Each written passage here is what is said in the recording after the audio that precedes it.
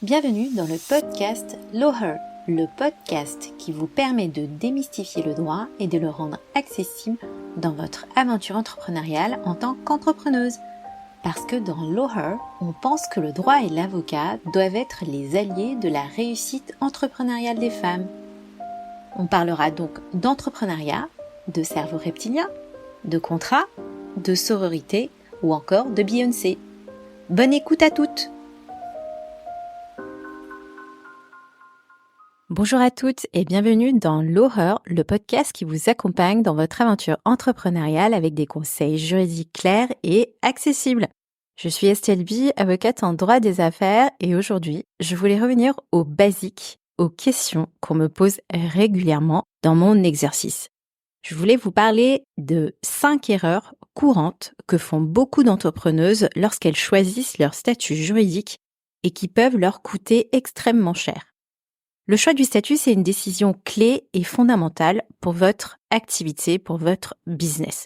Mais trop souvent, on le fait à la va-vite sans en mesurer vraiment toutes les conséquences. Et malheureusement, ce que moi je remarque dans mon activité d'avocate, c'est que cela peut vous coûter extrêmement cher à terme, comme vous le verrez dans cet épisode. Pour que vous puissiez vous rendre compte, aujourd'hui, je vais vous partager des erreurs réelles que certaines de mes clientes ont pu commettre pendant leur activité entrepreneuriale. Ces erreurs, évidemment, elles auraient bien aimé les connaître avant de se lancer et donc, bonne nouvelle, à la fin de cet épisode, je vous parlerai d'un programme en ligne de 2 heures que j'ai créé pour vous aider à éviter tous ces pièges. Alors, restez avec moi jusqu'au bout. Erreur numéro 1. Tout d'abord, choisir un statut à la va-vite et penser forcément que la micro-entreprise, c'est toujours la meilleure option en attendant de voir entre guillemets. Donc, la première erreur que je remarque souvent, c'est de se précipiter sur le statut de la micro-entreprise parce que c'est simple, à ce qu'il paraît. Alors oui, je comprends, on a toute envie de se lancer rapidement et sans complications. Mais attention, c'est pas forcément un statut adapté à toutes les activités ni à toutes les situations, même si effectivement la création de ce statut de micro-entreprise peut se faire facilement en ligne. Et c'est ce qui s'est passé pour une de mes clientes, on va l'appeler Julie, parce qu'au cours d'une consultation, on s'est rendu compte que Julie avait beaucoup trop de dépenses professionnelles dédiées à son activité et qu'elle aurait sans doute dû se mettre en société dès le début.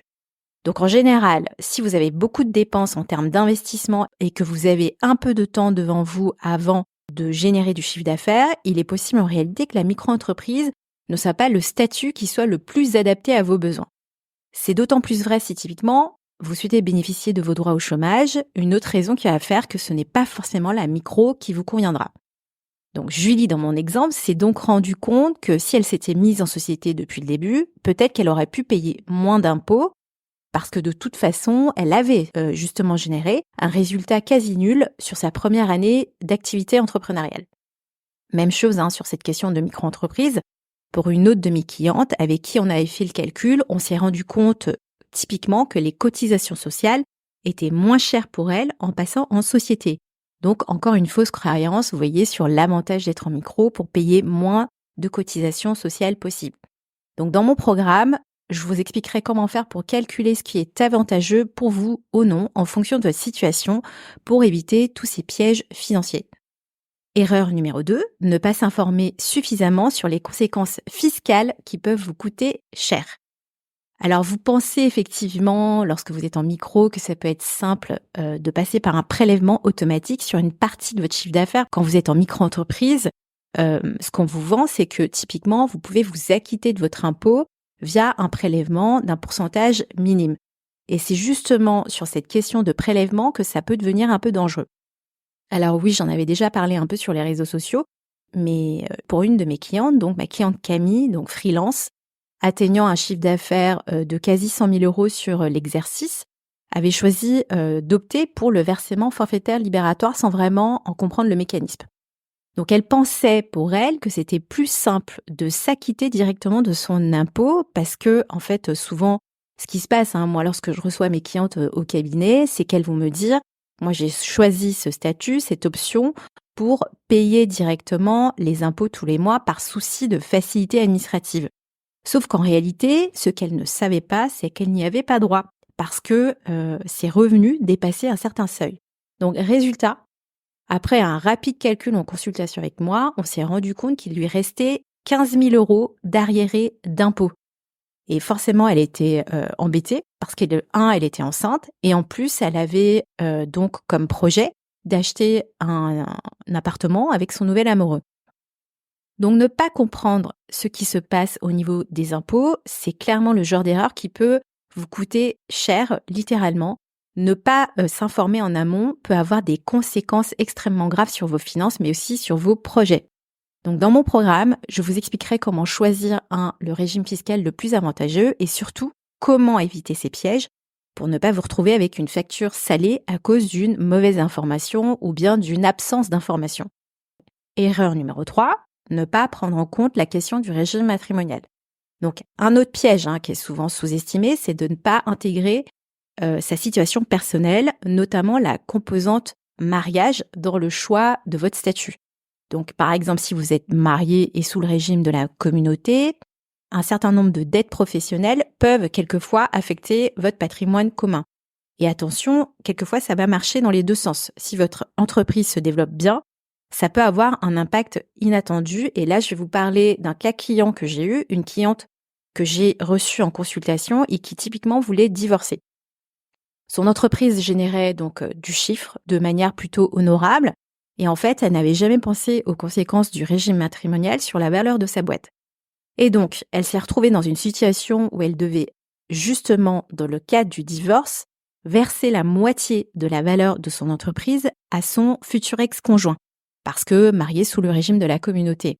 L'entreprise valait donc à ce moment-là, au niveau de l'expertise, 150 000 €. Donc, je vous laisse imaginer la chose en fait pour ma cliente, donc devoir la moitié des 150 000 €, donc 75 000 € dans le cadre de la communauté, dans le cadre de la liquidation de son mariage.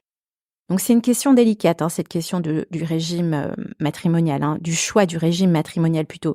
Donc c'est un sujet de discussion à avoir avec votre mari ou bien votre futur mari pour comprendre concrètement ce qu'il se passera pour votre entreprise en cas de divorce. Donc sujet de discussion malheureusement insuffisamment abordé dans les couples au moment de la création de votre activité. Donc dans mon programme, ce que j'essaierai de faire, c'est d'aborder cette question du régime matrimonial pour vous aider à comprendre les enjeux de votre régime matrimonial et surtout comment faire pour faire en sorte de vous protéger au mieux en cas de séparation. Erreur numéro 4, ne pas s'informer suffisamment et anticiper la question du congé maternité. Donc là, oui, on va parler du congé maternité pour les entrepreneuses. On n'est pas toutes concernées par cette question, notamment parce que, évidemment, on peut ne pas vouloir d'enfants ou encore si typiquement on a déjà eu des enfants, on n'en veut pas d'autres et dans ce cas-là, la question du congé maternité ne va pas forcément vous concerner. Mais la réalité que moi je rencontre de plus en plus souvent au cabinet, c'est qu'il y a de plus en plus de femmes qui décident de se lancer dans l'entrepreneuriat et qui connaîtront à un moment ou un autre un congé maternité au cours de leur activité. Alors ce congé maternité existe, évidemment, mais le problème en réalité, c'est qu'il est loin d'être idéal. Donc beaucoup d'entrepreneuses et de plus en plus ont envie de prendre un congé maternité comme une salariée, notamment en termes d'arrêt de travail. Mais la réalité, c'est que les indemnités journalières aujourd'hui octroyées par les caisses d'assurance maladie sont souvent relativement basses. Donc ce qui va pousser les entrepreneuses à piocher dans leur trésorerie personnelle, mais surtout, ça va les pousser à reprendre rapidement le travail après avoir accouché pour éviter de mettre en danger leur société. Donc dans mon programme, je vous aiderai en fait à comprendre les véritables enjeux du congé maternité pour vous entrepreneuses et surtout pour vous aider à vous organiser en amont pour ne pas vous retrouver dans cette situation. Erreur numéro 5, ne pas se renseigner en amont et anticiper sa situation personnelle comme typiquement la retraite. Donc, ne pas anticiper ni s'occuper de cette question du statut, souvent, elle se fait au détriment de votre retraite. Dans le choix du statut, la question de l'anticipation, c'est vraiment le maître mot pour ne pas ressortir perdante d'un point de vue financier. Évidemment, à un instant T, aujourd'hui, vous allez lancer votre activité et évidemment, vous allez choisir un statut adapté à votre chiffre d'affaires actuel. En réalité, Souvent, ce qui va se passer, c'est que vous allez mettre en fait vos billes au bon endroit dans votre entreprise et forcément, votre entreprise va grandir. Et là, en fait, si vous n'anticipez pas, notamment sur cette question de statut, sachez que si vous dépassez les plafonds et que vous ne prenez pas les choses en main, en fait, on va vous sortir de force de ce régime de la micro, peut vous coûter en réalité extrêmement cher et puis surtout, vous ne comprendrez pas les conséquences de ce changement donc de statut qu'on vous aura imposé. Même chose, vous pouvez ne pas atteindre en réalité le plafond de la micro-entreprise, mais si vous souhaitez cotiser mieux pour votre retraite, peut-être qu'en réalité, la micro n'était pas forcément le meilleur des statuts à choisir. Je voulais en fait en réalité vous parler de ça, parce qu'en fait régulièrement, moi je reçois des messages en MP sur les réseaux sociaux donc de femmes qui me disent qu'elles sont complètement paniquées à cause de leur droit à la retraite après avoir été 7 ou 8 ans en micro-entreprise. Et ce qui compte avec la retraite en termes de cotisation, c'est de bien prendre ses dispositions en amont et donc de s'interroger sur ce qu'on peut faire sur son statut ou encore de prendre des dispositions à titre personnel pour s'aménager une retraite intéressante pour soi. Donc, je vous ai fait un topo des 5 erreurs les plus courantes. Donc, si vous vous êtes reconnu dans l'une de ces erreurs, à mon sens, c'est qu'il est temps d'agir. Pour vous éviter ces pièges coûteux, j'ai de mon côté conçu un programme de 2 heures spécialement pensé pour vous. Et en fait, au cours de ce programme, nous allons passer en revue les différents statuts juridiques, discuter aussi de votre situation personnelle et également professionnelle, en fait, pour vous donner en réalité toutes les clés qui vous permettront de faire le bon choix dès le départ ou bien sinon de faire le bon choix en changeant de statut. L'idée, c'est que vous repartiez à l'issue du programme avec des réponses concrètes pour que vous puissiez les appliquer immédiatement pour sécuriser votre business et éviter justement ces erreurs qui pourront vous coûter cher. Donc pour vous inscrire, rendez-vous dans le descriptif de l'épisode et réservez votre place. Inscrivez-vous donc à ce programme de 2 heures et il a lieu en ligne. Ensemble, on sécurisera votre activité pour que vous puissiez vous concentrer sur votre succès. Merci d'avoir écouté cet épisode de Loher. Je vous dis à très bientôt dans un nouvel épisode et portez-vous bien.